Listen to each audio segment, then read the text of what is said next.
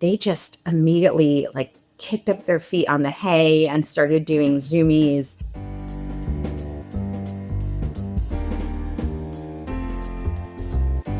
Welcome to the Our Hen House interview. I'm Jasmine Singer. I'm Marianne Sullivan.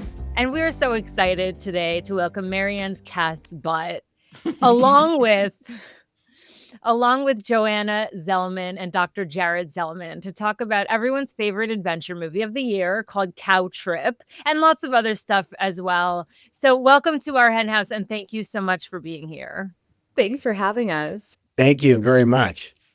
I am already crying with joy, literally, because this has been the most fun pre-production process in Our Hen House's history.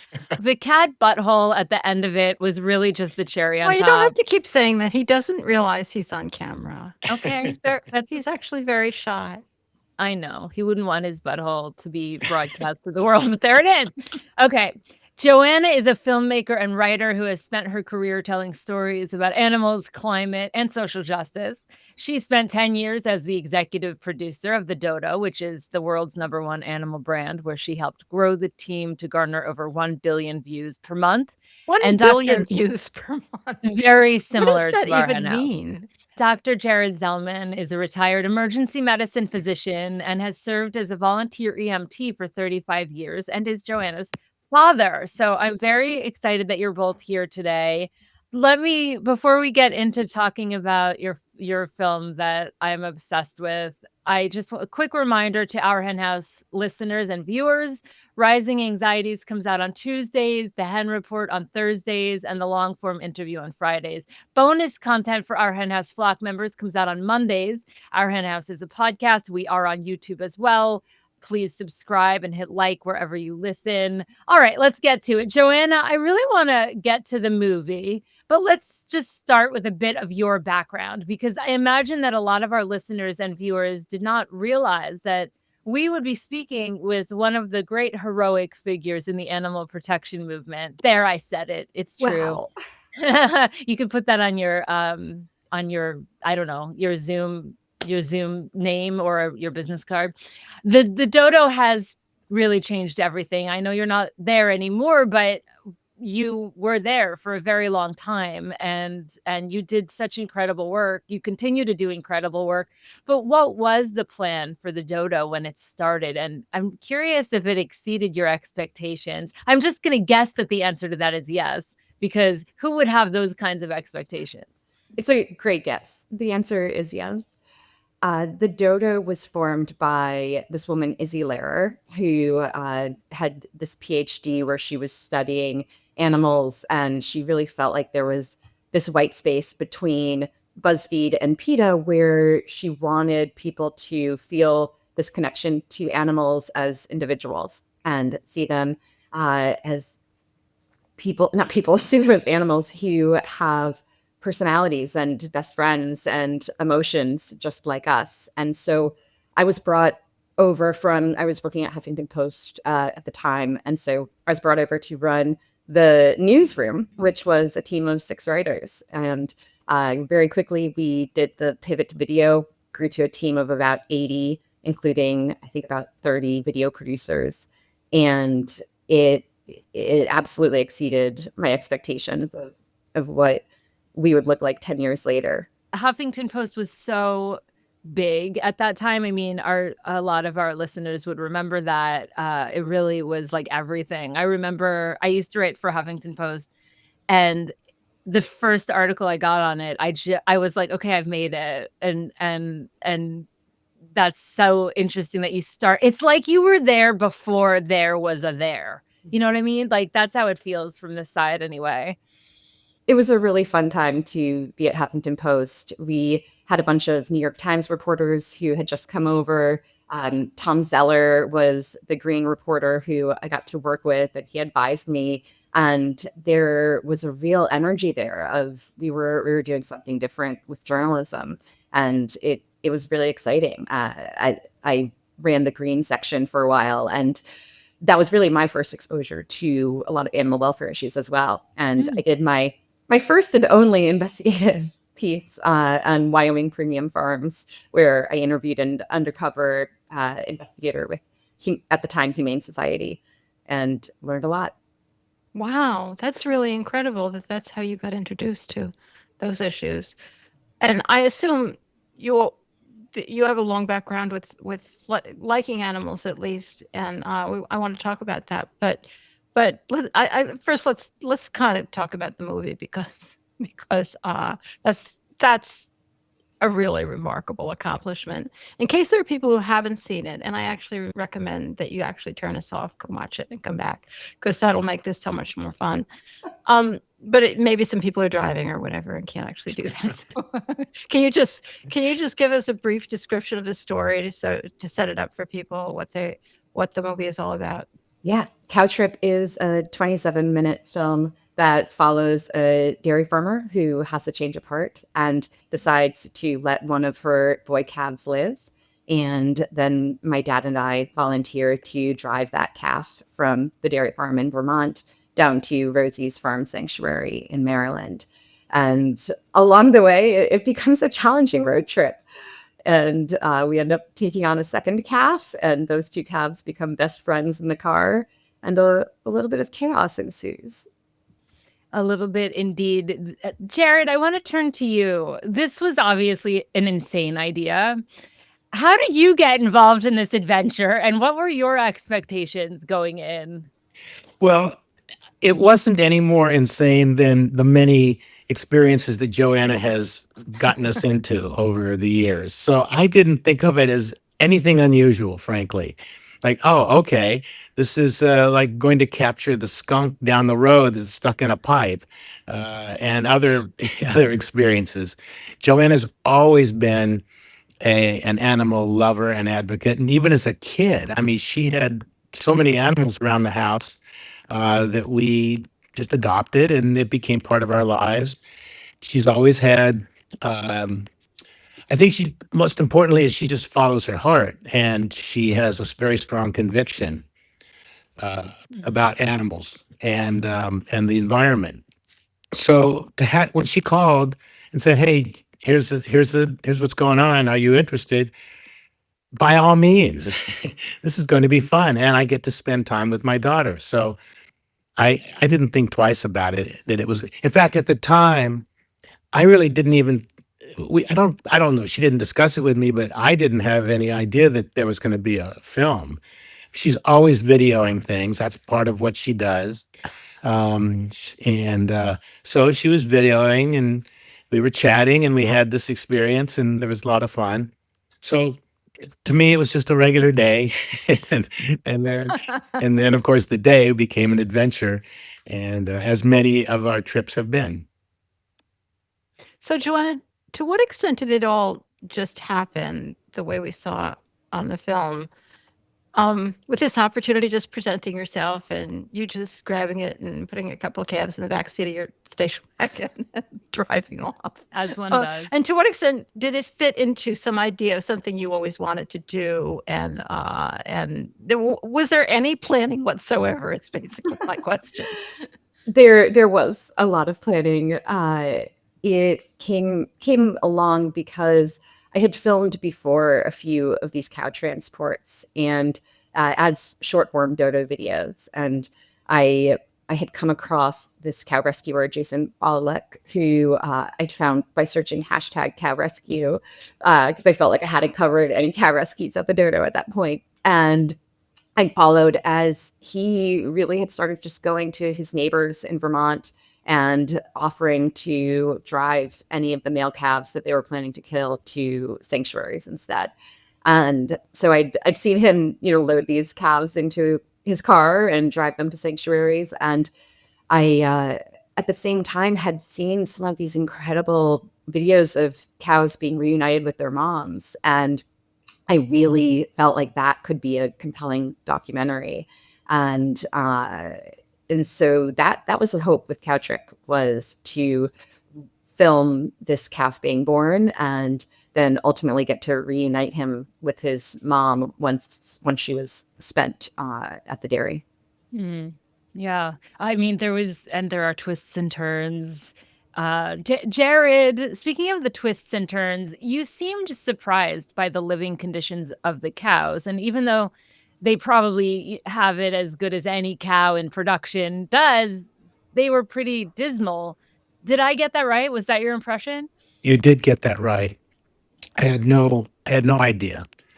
And I hate to be so naive because we should know where our food comes from. But I really did not know about the conditions, their living conditions. And yet the farmers that we met, and the farmers in our area, the dairy farmers, I mean, these are well-meaning people, hardworking, and yet I was really taken aback by the conditions that these poor animals lived in.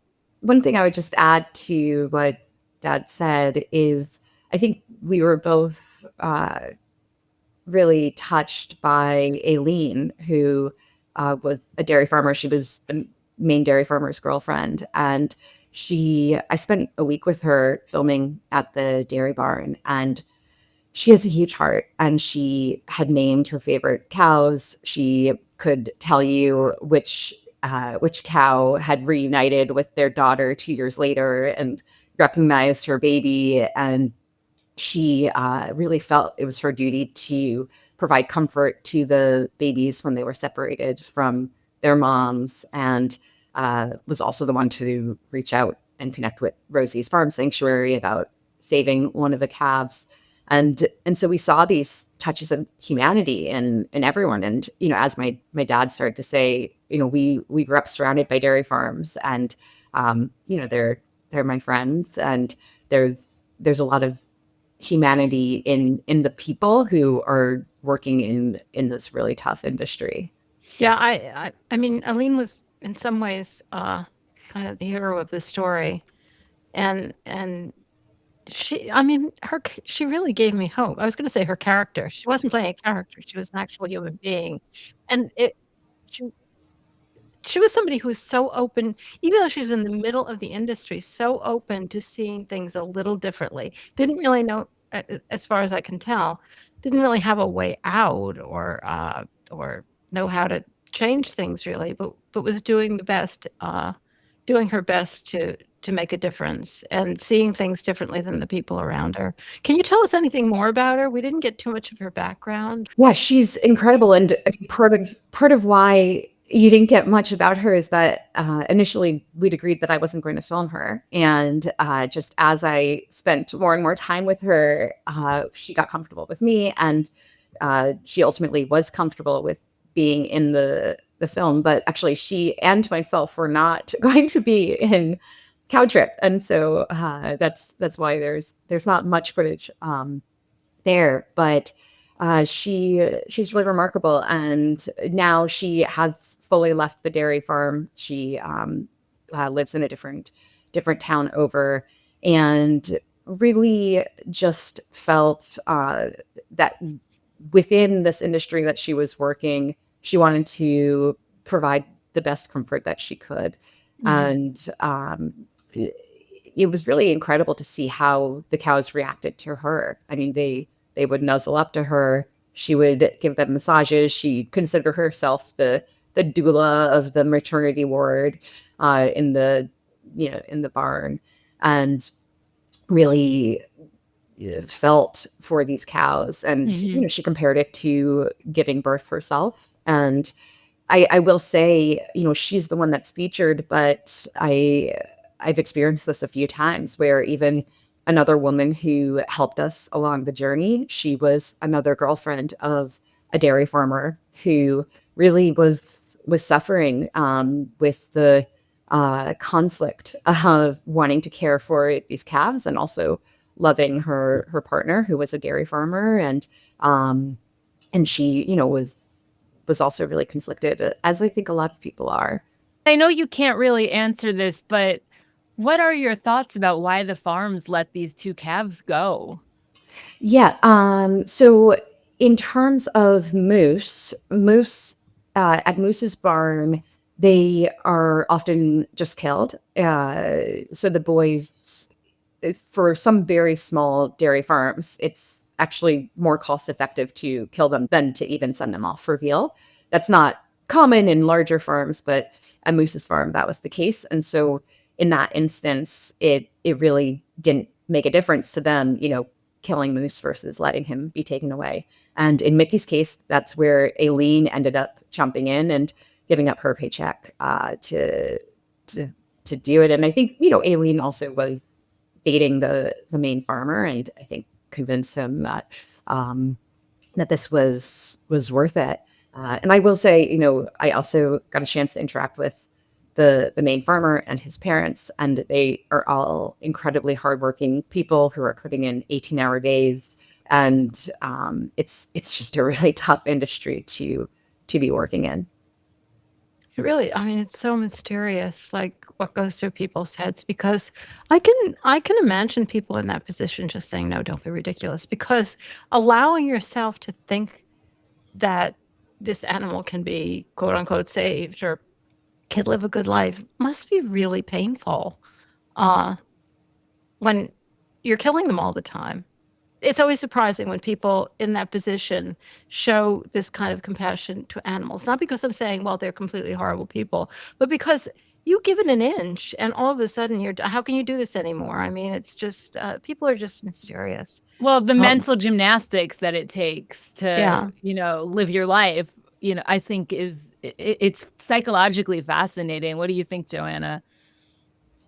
I think that I try not to judge anyone because I think I play a lot of mental gymnastics to get through my day on a lot of different issues. And we all choose which issues we kind of let penetrate our hearts and which ones we have to gymnastics because otherwise we just wouldn't be able to get out of bed in the morning.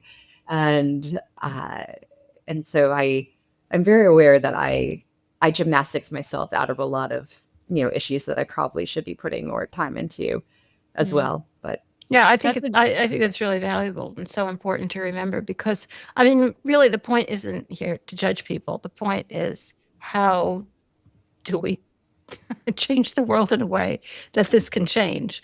Right. And judgment isn't going to get us there, but understanding like this, the mind tricks, and recognize it when you do them yourself, I think is hugely valuable. It's very humbling. I appreciate that was your response because, I was like, I don't use Amazon, but I use Walmart.com and like, like we're all good. hypocrites. So I want to ask kind of a 1,000-foot high question about the film. I'd love to know the high point and the low point of the trip. So I don't know which one of you wants to take it, but I want to know the best and the worst.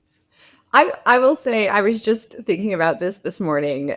So I will mention my low point because I was just reflecting that I still get like heart palpitations thinking about it. The moment that I realized I'd left my phone in the middle of the road 30 miles back. I was going to say, it's got to be the phone. It was the phone. That was a real low point. And to be clear, actually, when I first realized my phone was missing, I did not know it was in the road 30 miles back. I think we got lucky and my mom was able to, from Connecticut, locate it on Find My Friends. And we realized I'd left it in the middle of the road 30 miles back. Yeah, this is so not even remotely as dramatic, but Marianne and I were on like a day trip, and at some point she realized she didn't have her phone, and I was able to do the Find My thing and find it in the middle of a thrift store. And it was like, I felt like we were in an action film and there were no cows involved. So great. Anyway. Well, can I tell my completely unrelated story? Yes, and then we'll go, but I still want to hear the high point. But go ahead. When I was graduated from college, I went to Europe and hitchhiked around with my friend Janet. And at some point we crossed from, I don't know, it was Austria. We were hitchhiking. We crossed from Austria to Germany or whatever. And when we got there, I realized I didn't have my wallet or my passport. And I must have dropped it on the way and somewhere hitchhiking. Wait, I don't understand. I had to sneak across the border back into Austria. How do I not know this story? No, probably because it's so traumatic. I can hardly tell it. Seeing across the border, we went to the border station and we went downstairs where the ladies' room was, and I noticed there was like a hallway. And when you came out the other side of the hallway, you were in Germany, so it was fine. And all by myself, I had to hitchhike back to like the closest city or something. I went to the city. I went to the consul, and they had my passport. Oh my Somebody God. had found it and turned it in. Oh my God. Do you have all of that on All right. camera on your Kind iPhone of, it's kind of a distraction. from 1969 or whatever? There or were no phones involved, obviously. Okay, the high point. What was the high point? I'm so sorry. It Can was I in say the a 70s. little? I'm not that old. 70s, sorry. Early 70s. 70s. Can I say a little longer on the low point though? Yes, please. Okay, Please. thank you so much. I just want to note that I did not realize until a year later that my dad had dropped my phone out the car door. Wait. History. It dropped. It fell. It dropped itself. I accidentally let it fall onto the seat, and then it bounced onto the floor, onto the road. Okay. There you go. Those phones are very bouncy. They're very It's bouncy. very bouncy. It was a mystery to me how my phone had ended up in the road, and then I was going through random GoPro footage, and it just happened to catch my dad being like, "Oh, here's your phone," and dropping it, and I was just gleeful. I was like cackling in the edit bay. I was just so happy to found this evidence that it was actually my dad's fault and not mine. That's so great that like it's one of those moments where you know as like someone's child you get to be like I told you so, and it's very satisfying to do that. So satisfying. So maybe that's actually my high point a year later. Oh, Really? I like the pivot. Before we get to your real high point, Jared, what was your low point? Well, Joanna touched upon it, and it was not Aileen, but we met another woman who was in love, had a relationship with a farmer. She was helping us, and she was dedicated to help to be involved with the movement, animal rights movement. And she was so conflicted and emotionally in such turmoil. And she was expressing it to us, and we were taken aback by this and just tried to help her through it. But there was a lot of work that she had to do to get herself through this situation because it was, as you know, as with many of us, we're thinking about the things we can do and can't do in life, and we want to have a perfect world, but it would tear us apart if we tried to make it perfect. So just helping her through it and listening to her and realizing that we all have some conflicts at times, but this was profound, and I think that was really a wake up. This was not just a gleeful trip, but this touched many people in many different parts of a journey.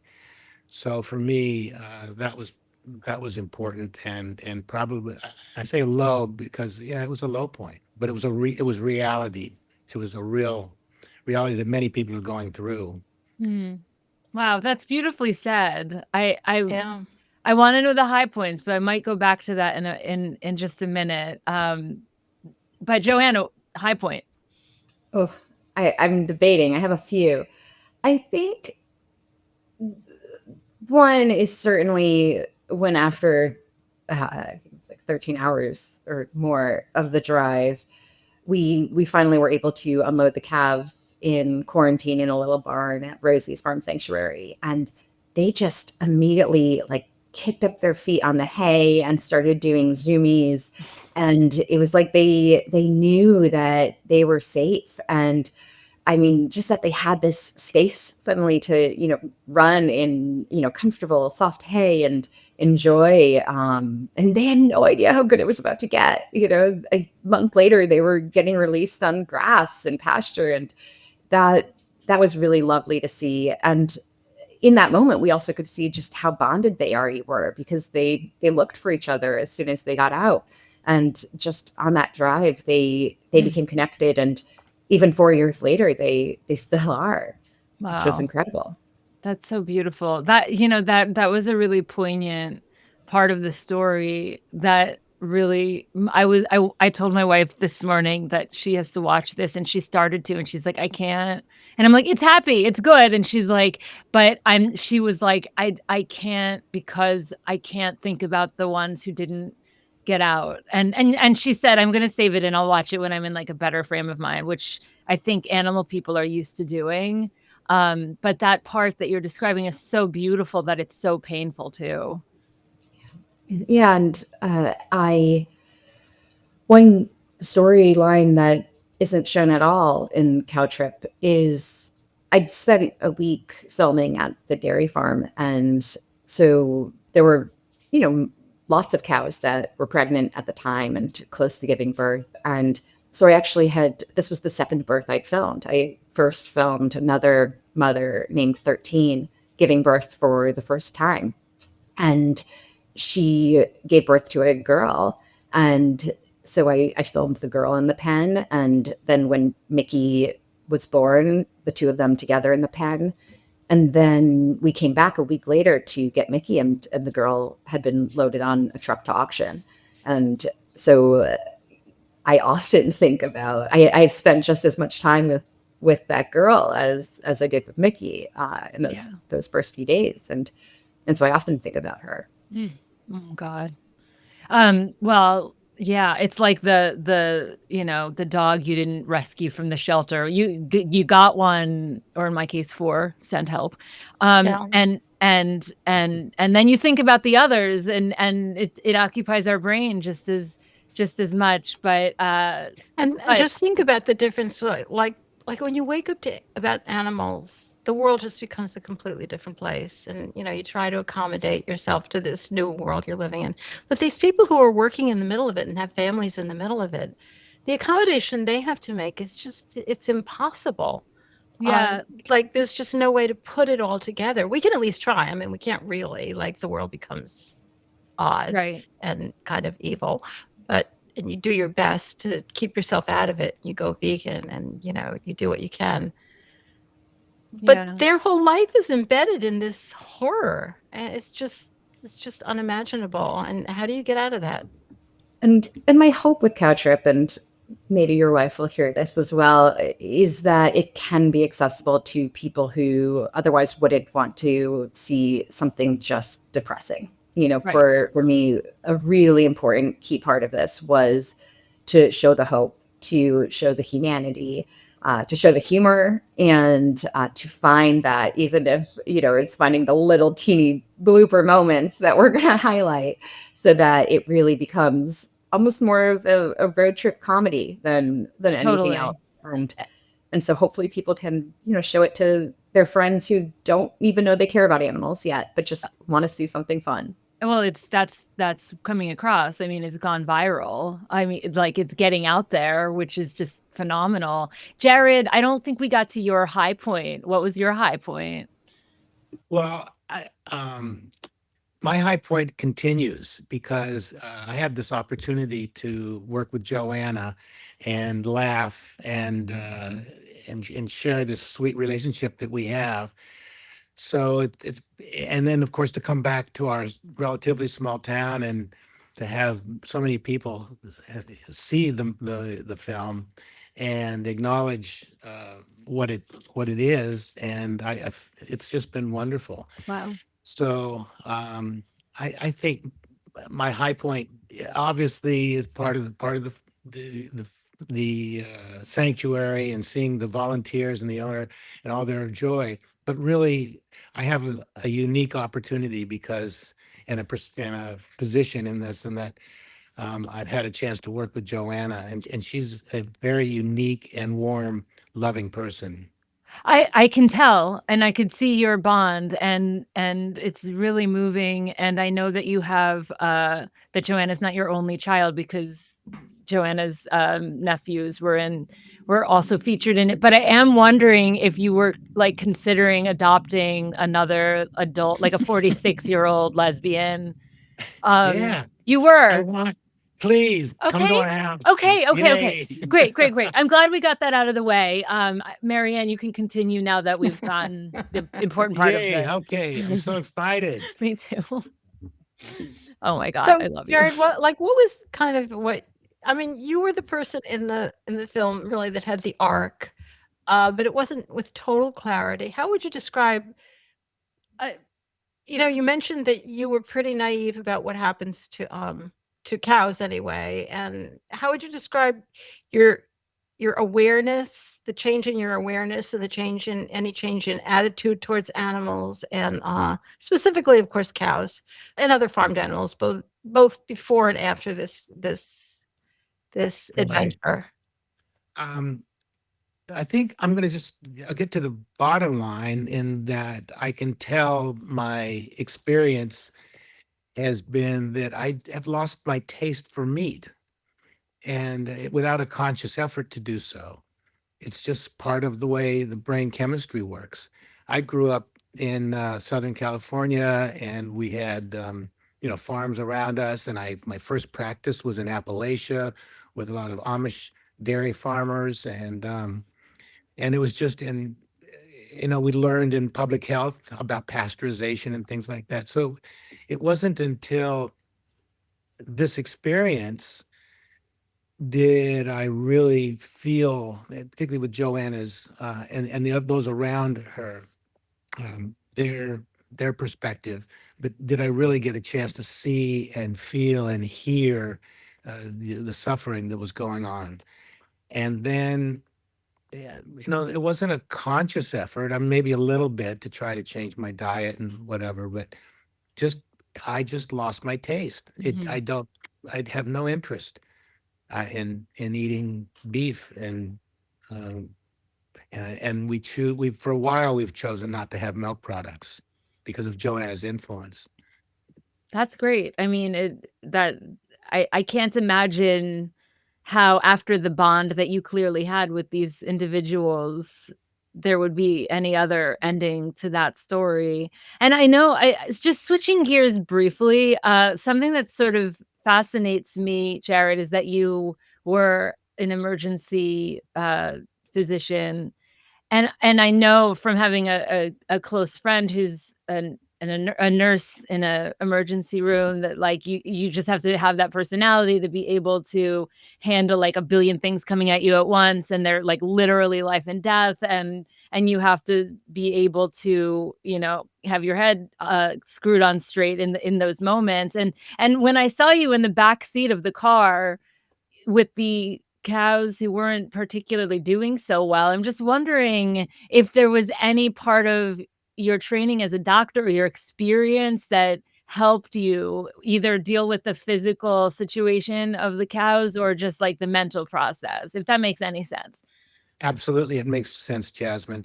Indeed, I could tell from watching well, at the time when I was reporting the vital signs and the observation of the cows, I knew I was in emergency medicine mode, or just any medical provider giving information to another person what the situation is. You have to separate yourself a little bit, and what's objective here?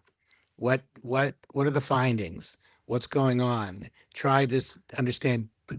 Just get every little bit of information filtered through to get to the bottom line of, is this person or this animal sick or not sick? And what we're seeing, is it emotional distress, or is it physical distress? Is it a combination?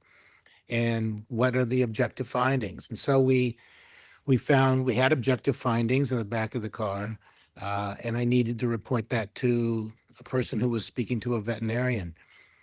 So yeah, my training did come in handy, and then I went back to enjoying the trip. It was just Mhm. it Wow. was what we had to do.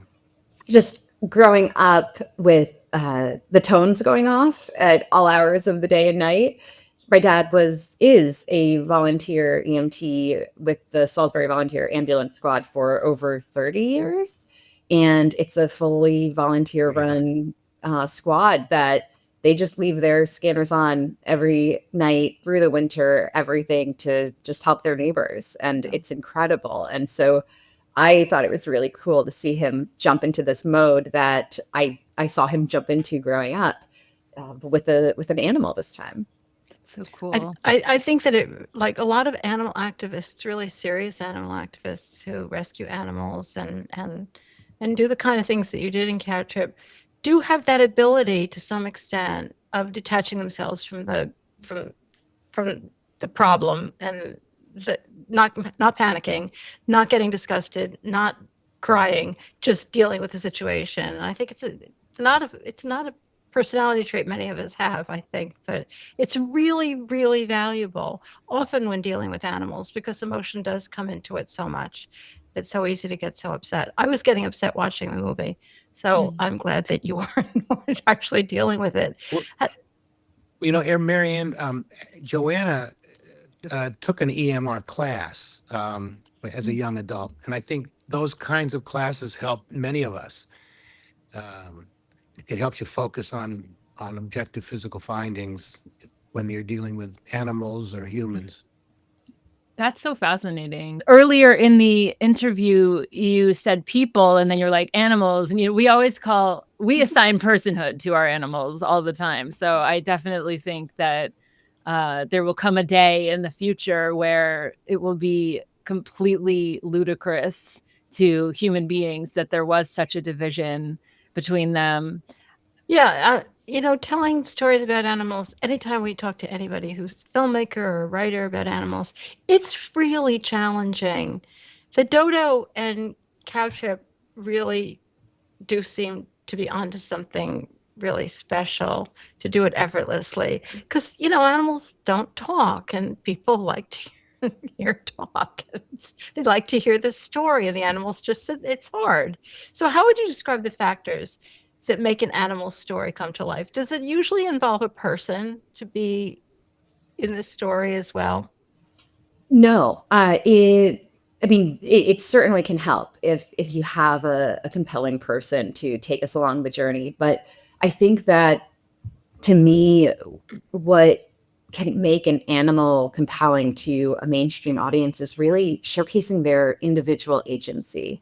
So it's showing that they make choices. They prefer X to Y. They prefer this friend to this friend. They are choosing to snuggle a person. They have their own agency. That to me is one of the strongest ways to get people to understand that animals are sentient beings. And a lot of what I do is really try to just train people on how to capture that. So, is it getting really low to the ground so you can really see those animals' eyes as they choose where to go next? Is it describing the body language and how that translates to human language? I I think that capturing these animals making choices is one of the strongest ways to help people to care about them, and treating them as these individuals who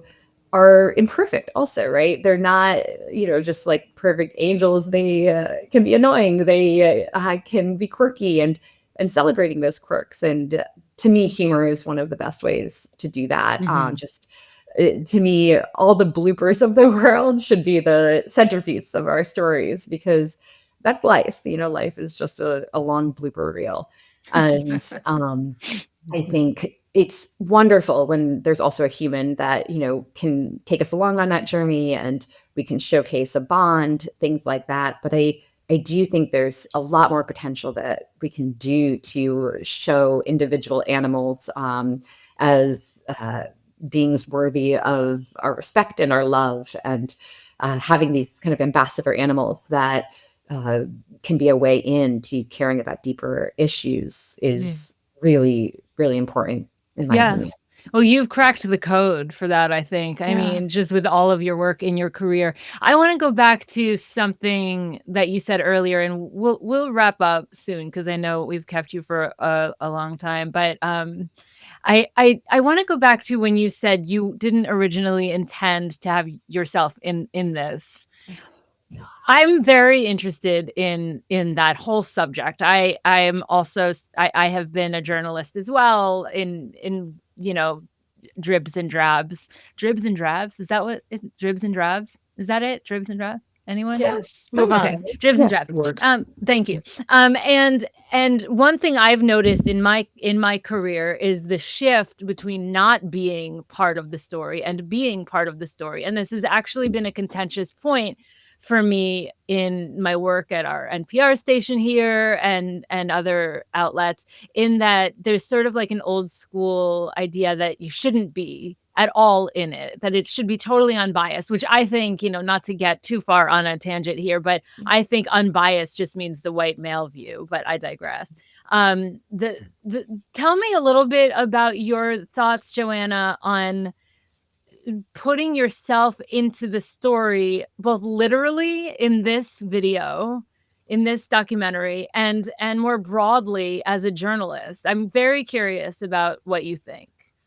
Yeah, I think especially for those of us that tell animal stories, it's really important to be authentic and to capture the true story as it is, not over edit it so there's any question about if it's real or not.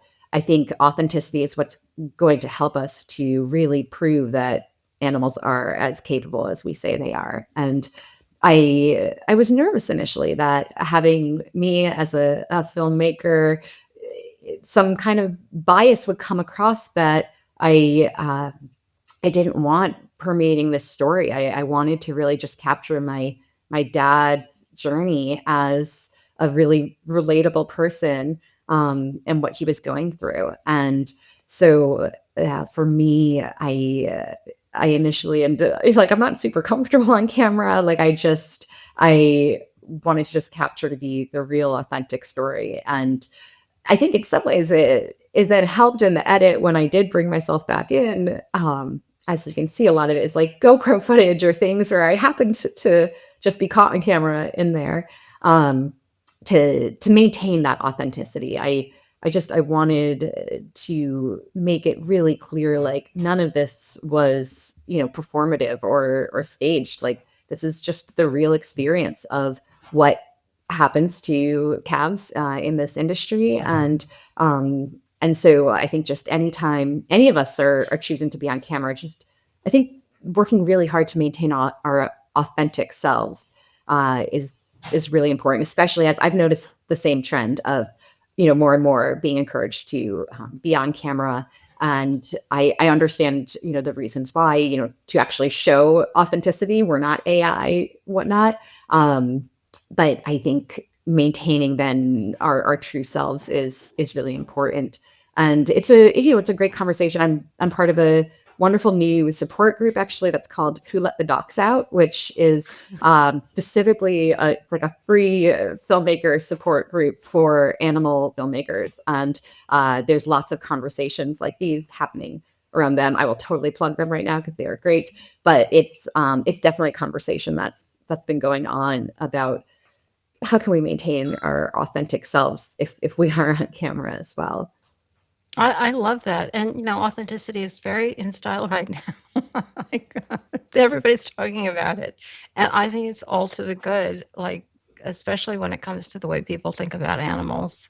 You know, uh, Another thing that I really noticed or started thinking about in watching the movie is that I think there are a lot of signs that people are getting less likely to fit animals into these silos of companion animals, wildlife, farmed animals, which allow them to really think about them very differently. And there's the Richland rescues, which is, they're research animals, but they are dogs, so that's an easier jump. And wildlife issues too. I was thinking of Flacco, the Central Park owl, just became very, yeah. very real character. And of course here, you've managed to pull it off with farmed animals, which is probably the hardest jump. So you're obviously a lot more aware than I am of what stories are popular and hit home for people. So am I making this up? Or do you feel this shift going on that maybe people are getting a little bit more I'm not I was gonna say able to see the animals, but it's more like unable to deny the animals' individuality. You're asking me at a great time because I literally last night just watched Flow. I don't know if you've seen this Yes. movie. Yeah. It won the Academy Award, and Yeah. I just can't stop thinking about it. It's, I mean, it's not an unscripted film, but it is like an animated film that really celebrates these individual animals. And actually, when you said animals can't speak, they can't communicate, and yet somehow we're watching. If someone told me that there was a 90-minute silent film that I should watch, I honestly never would have watched it. But it's incredible, and it's permeated the mainstream. And somehow I was reading about the making of it, and they really studied every minuscule body language behavior of animals. They wanted to stay super authentic to how real actual animals move, and that by them copying how actual animals behave, this film won the Oscar. I find it inspiring. I mean, that's pretty cool. Yeah, so cool. It really is. It's such a great film too. I'm glad you brought that up. All right, I just have one or two final questions for you. As I mentioned, this has really gotten a lot of attention, this video. And I mean, given your background, Joanna, you're probably no stranger to some of the work you're putting out there going viral, but tell us about the attention from the press and like what was the tone? What did the press focus on and what did they leave out? I think I was most surprised that the press has generally been really interested in where Mickey came from, in understanding the dairy industry. I think a lot of people a lot of people don't know that in order for us to drink milk, mom cows are impregnated repeatedly and their babies are taken from them. And I think, we try to present that in a pretty just straightforward manner. And I think by just sharing those facts, not with any, screaming angriness, but just that information, I think that's really intrigued the press that we've spoken to. It's surprised a lot of people, and at the same time, the nuance of it. It's not black and white. These farmers are really hardworking. Aileen, like you said, is in many ways the hero of this story. And I think that's a really beautiful part that some press have captured as well. Hmm. And how are Mickey and Moose doing? They're great. We visited them Yes. recently. It's been 4 years, and they are still so bonded. And I mean, I have to mention Rosie's Farm Sanctuary, which is they're really the heroes of this story because they've worked every day for 4 years to raise these calves into full-grown cows, and people can visit there, and it's absolutely wonderful to see them roaming free on this pasture. Hmm. Dad, you went out recently as well. I don't want to cut you Yeah, off. I would love to No. hear what that was like for you, especially after all this time.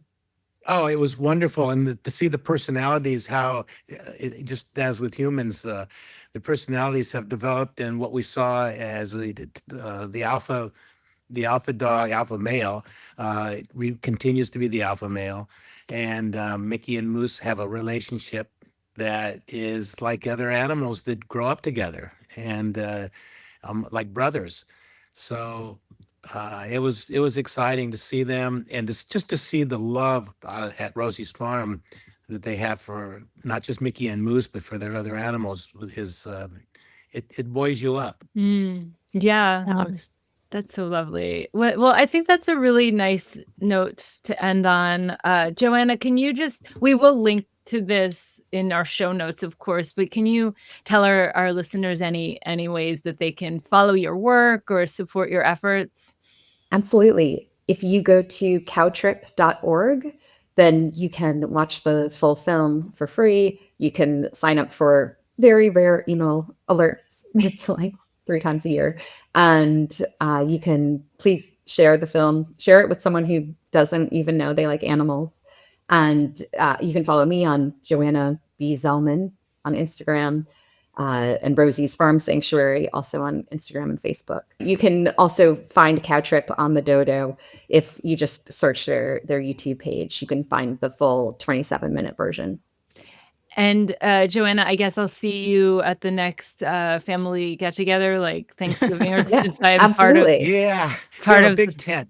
Okay, good. I'm really appreciative of that.